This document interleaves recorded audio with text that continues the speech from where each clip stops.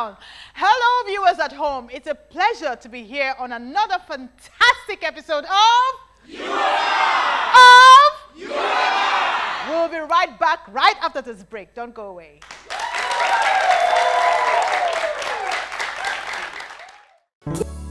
Ladies and gentlemen, help me welcome the legendary Segun Arinze!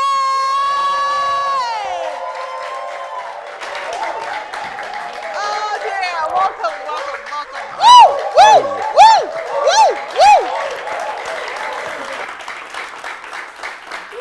Please sit down, sir. Thank you very much. I love your combo, the whole Indian thing going on. Yes. I love this. This is nice. Are you trying to strangle me or what? Maybe. This is what you call the Indian dress, so. Obviously. I like your set. It's very beautiful. Thank Looks you. very nice. Now God win. God win. I think Hindus don't say God win, they say Namaste. Oh, yours your case there. All right. Now, Segun, there's a tradition, a ritual we usually perform here in UI. Ritual? You and I. Yes, it's a ritual. You say Let ritual, me have your hands. Let me have your hands. Let me have your I hands. say which? Let me have Let your me hand. have your hands. No, that's not hypnosis. I, Segun Arinze, I Segun Arinze. pledge to say the truth. To say the truth? Yes, to say the truth. I've said it, to say the truth. To say the truth. To say the truth. Nothing but the truth. Nothing but the truth. Don't please your wife. Don't please your wife. I won't please my wife. I won't please my wife. I won't please my friends. I won't please my friends. So help me God. So help me God. Amen. Amen. Now, what's the meaning of that? It's a pledge. That is a pledge. To say the truth, say it as it is. It's a pledge. Oh, is this some kind of truth or dare? It's not a truth. It's not truth or dare. It's just a pledge. Oh, okay. Honey, I promise to tell the truth. Exactly, honey. She's watching at home. Now.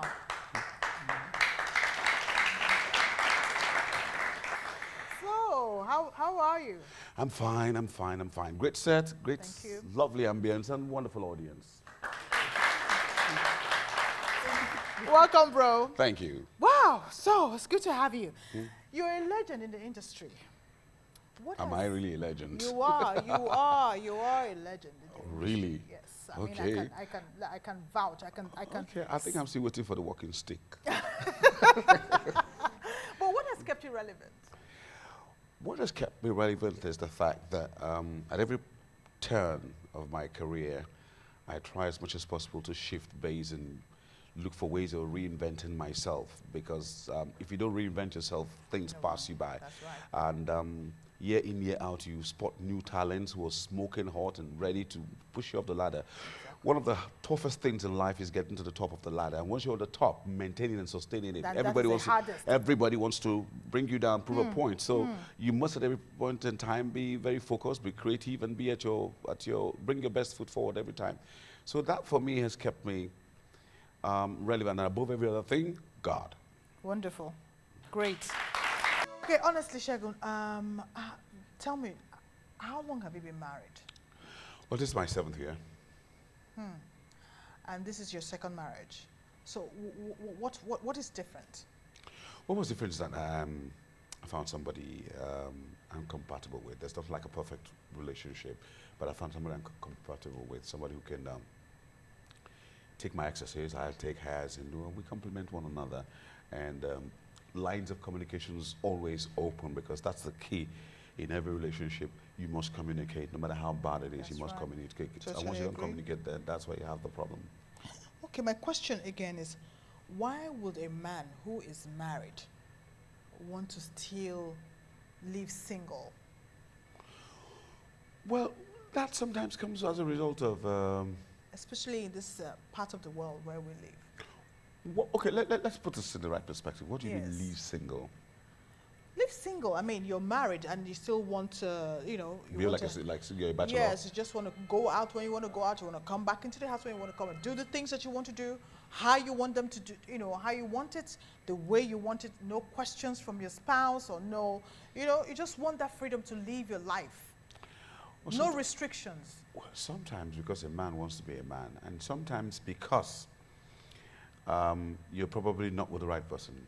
You thought you were with the right person, but you're not with the right person. So things begin to break down. Again, it could also be influence from outside, from friends. Yes, from external So bodies. that in itself contributes to that. But I don't see how you can be married and be single at the same time. I don't think it's possible. You know, literally, yes. I mean, you're married. You still want to act like, you know, when you're probably a bachelor. You don't want to take up responsibilities. No, that's irresponsible then. That's too Is celebrity marriage a recipe for disaster? A celebrity marriage is a recipe for disaster. Well, it depends on which angle you're looking at it from. Because for some, yes. What do you mean by for some?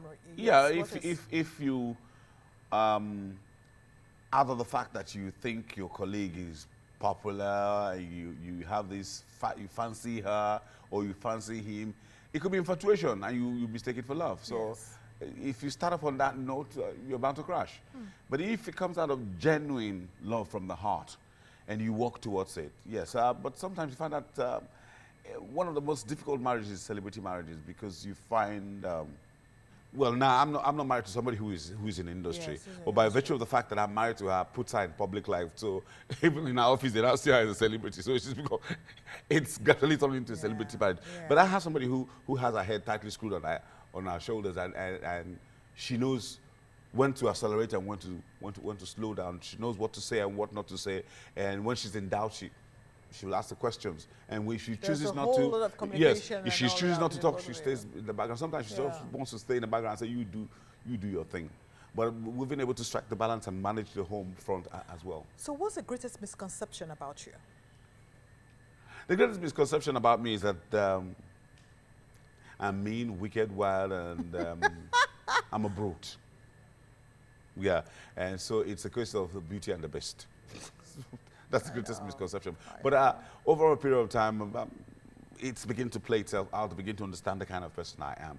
And at every point in time, I like being myself. And that's one thing I admire a lot about one other colleague of mine, Ramsey Noah himself. At every Ramsey is point always in time. himself. Oh, yes. Two-Face, same thing. Always Two-Face himself. too, yeah. Always himself. So I don't like being pretentious. Does it have a lot to do with humility, right? It has a lot to do with humility. Two-Face has a PhD in humility. Yes, it has a lot to do with humility. I love Two-Face. Yeah. He just can't go wrong in my eyes. I'm sorry. No, you need to be humble. I mean, when you've seen a lot of things, you need to be humble. Like I tell people, everything is God-given. You've seen people who have become so rich overnight. We've seen a lot of our colleagues who have been shining stars. Where are they today? So you give God all the glory, and you have no reason to be arrogant. No reason. Even when I do masterclass for young and upcoming actors, I tell them you have no reason to be arrogant. You must keep your head down. All right. Thank you so much, bro. Thank you so much for coming on my show. Anytime. Look forward to coming back again. Thank you so much. This was very insightful. Well, don't go away. We'll be right back right after this break. Keep it locked in.